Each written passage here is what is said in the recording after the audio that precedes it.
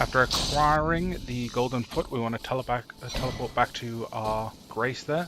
Then we're going to head over to the Church of Elia. Now here, because I've done the tutorial, I have 400 souls. So this will allow me to buy the crafting kit straight away. You can come back and buy it later on if you want. I also bought some arrows and I lit the grace there. Then we're going to follow this path here all the way over to the Gatefront Ruins. This is going to allow us to get Torrent.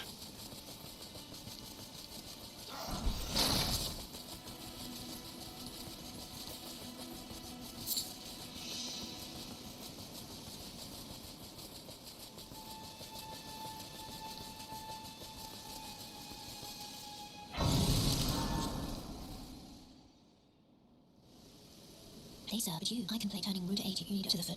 Then it's summon me. I bequeath. Use it. It will summon Torrent. Now that we have Torrent, our spectral steed, we're going to carry on through this area. We're going to grab the map and also the whetstone. You can, if you miss these, you can come back for them later. And then we're going to be going towards another grace, the Agil Lakeside Grace. And then we'll be moving to an area where we're going to get our weapon. So if you move to the area that I've marked just here, and you'll find a grace. Then if we just jump down, we're going to be meeting, I believe he's called the Bloody Finger Neregus. I think that's how you pronounce it. And this guy is quite annoying. I've died to him quite a few times. There is kind of a cheese strategy. Now, once you've actually begun combat with him, about 5 seconds into the fight, we'll get the Bloody Finger Hunter Yura will spawn. And he essentially just does the majority of the damage for us. Seeming as we're using the bandit, we start with the dagger, we can use the skill quick step. This will allow us to avoid majority of our overall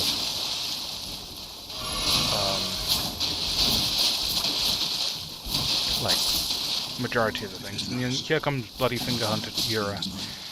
And the easiest way to get rid of him is to just go behind him while he's just fighting Yura, do some backstabs, hit him a bit. Seeming as we're applying bleed, very easy to kill him.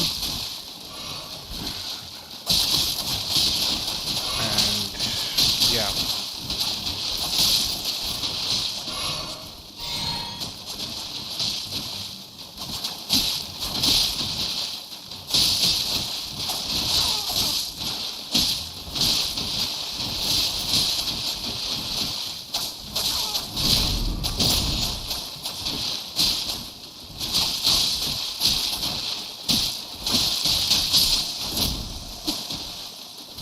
Now that we'll killed him, we'll be getting the reduvia blade. Now the reduvia is a wonderful weapon, and I'll be showing you why soon. We're going to be heading into this cave, just to the right here, of where you fought Neregus. Now, I choose to dual wield these daggers, but you can obviously, if you prefer, just have a shield. The only thing is, if you have a shield in your left hand, you won't be able to use the skill all that the reduvia has, which is the reduvia bloodblade. Now, to note, standard bloodblade uses HP, but if you're casting it multiple times, it only uses HP once for each chain of casts. In this cave, we're going to meet an old friend from the Dark Souls series, so if you just run and go to the right here, you'll see.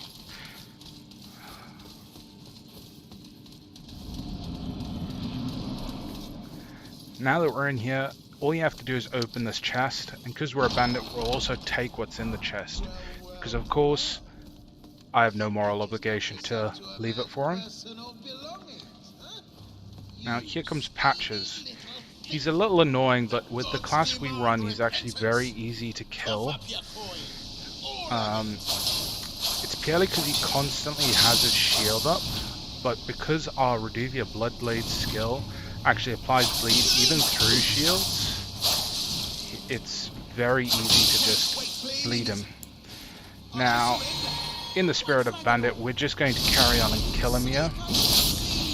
Now, if you do leave him alive, you can buy stuff off of him. But yeah, so just go ahead and kill him.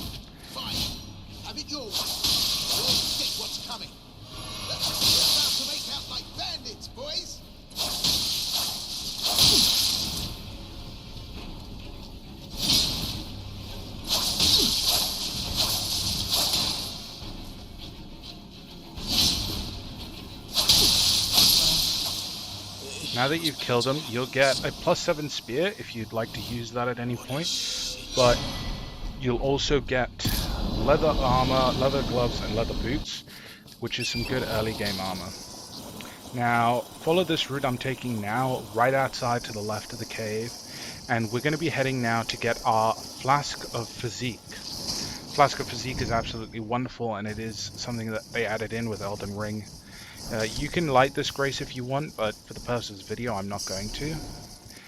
Now, following this route is very quick. Just avoid the enemies, run past them, whatever. You don't need to kill anything to get to where I'm going. And there is a giant near here, but yeah, you can just ignore the guy that talks. He's kind of an entitled person. If you guys have ever met a Karen. Now that we're at the Church of Elia, this is the Church of Marika. Now that we're at the Church of Marika, we can pick up the Crimson Crystal Tear and the Wondrous Flask of Physique, which are wonderful things. So, and your first Sacred Tear.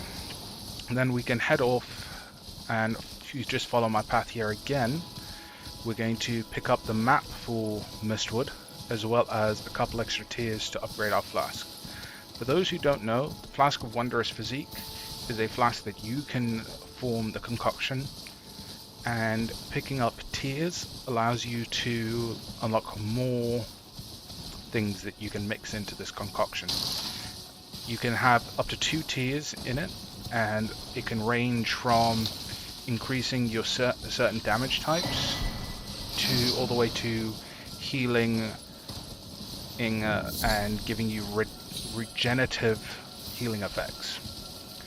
But here we'll pick up the Spiked Crack Tear and the Green Spill Crystal Tear, and these are kind of important.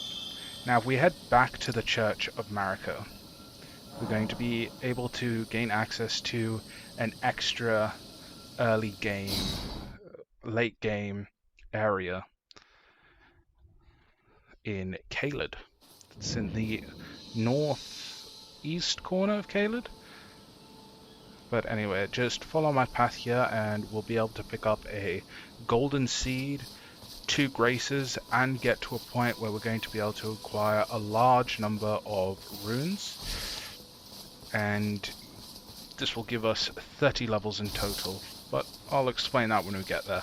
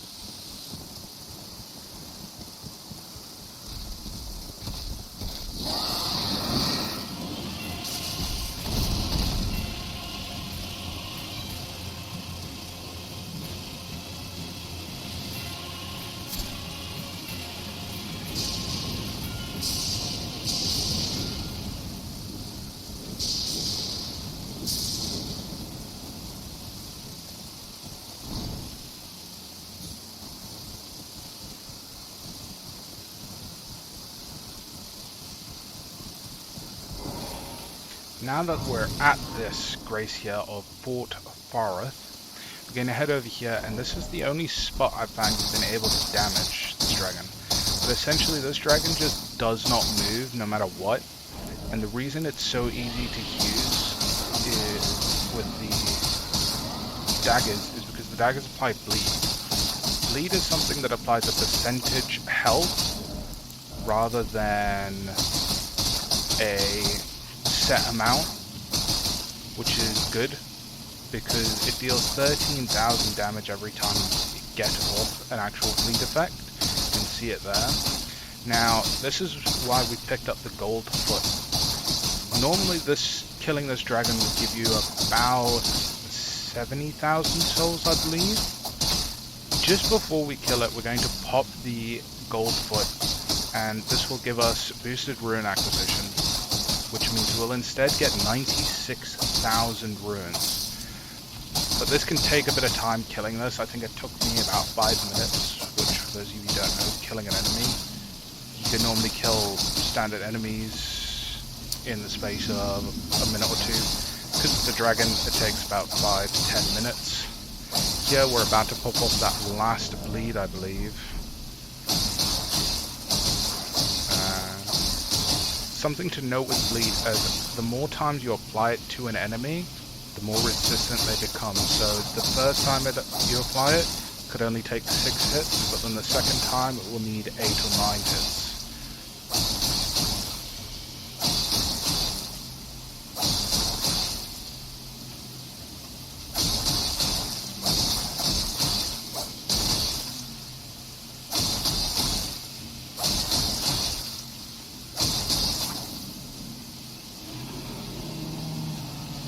Now that we've got those 96,000 runes, we're going to head back to the side of Grace, and we're going to level up our total of 30.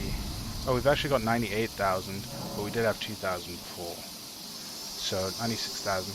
You can ignore Malino right now and forget about going to the round table. We get there later on. But if you go and level up, we're going to be leveling our Vigor and Mind both to level 16,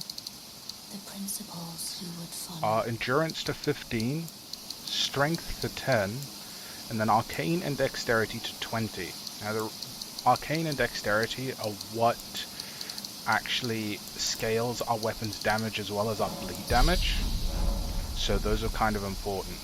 After we've done that, we're going to head into Fort Farrath.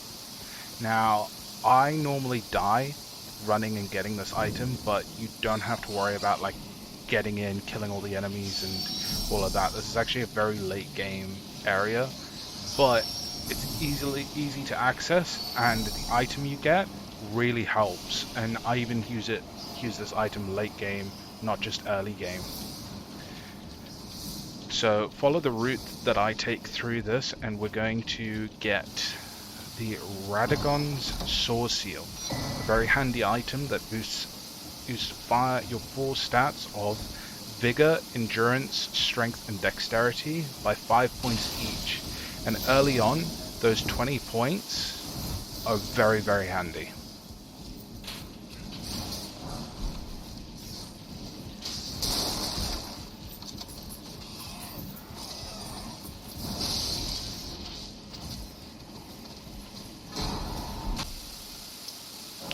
After getting that, we're going to head back to Aguil's Lakeside Grace and head into a mine. So if you just follow the path I take here, what we're going to be able to do is get most of the upgrade materials needed to take our dagger to level 3, and then take our reduvias up to +1. Now the reduvia takes special somber stones, smithing stones, the somber ones, which means it's a lot harder to upgrade it, but just 1 extra level is very good. Now, if you would like, you can take your time and kill all the enemies here. It'll give you some extra souls and probably a couple items. If not, just follow through. Now, I would like to note that to get to the boss of this mine here, you do have to jump off the elevator, but to get all the items you need, you don't actually have to kill the boss. So I'm just doing it so that I can kind of show you how strong this class is before you even upgrade any of the weapons. Now the blood drops the raw medallion, so you don't even need that for this class, or even when you level up this class even further, you honestly don't need it. But I think it would be nice to show you how strong this class is. There's the somber smithing stone. You can take the elevator up and down until you get it. It does take a few tries for people who are new to the game. But now we're going to head into the boss room. I did die once because I was kind of just like messing about, but yeah, this is the successful attempt. And just to show you how easy it is to just cave off that health right there with the Reduvia Blood Blade, it's insane.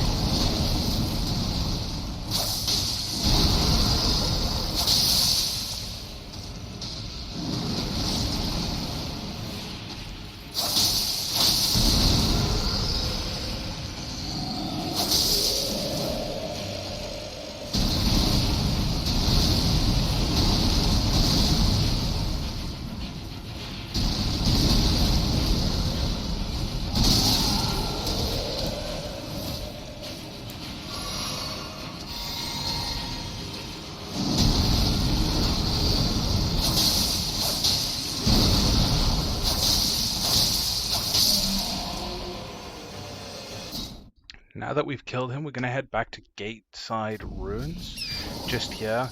And if you follow my path, we're going to be able to pick up another golden seed. We're also going to get our first ashes, which is summons. And then we're also going to get the last bit of upgrade materials that we're going to need for this startup of this class. Everyone, I need to have that you know. It's quite you're heading just in time to that, but I don't get scared. I want from nothing.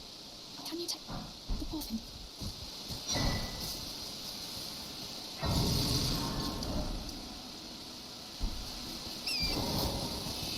Now, do note that you're actually meant to go to the left. I went to the right because I got confused with where this item actually is. Now, this is a small structure, statue-like thing that you will find throughout multiple areas of the game. And to get access to them, you essentially need a large enemy to smack or run through it, as you'll see here with the giants. It's not too hard to get them to do it, but you can't get into it yourself, essentially.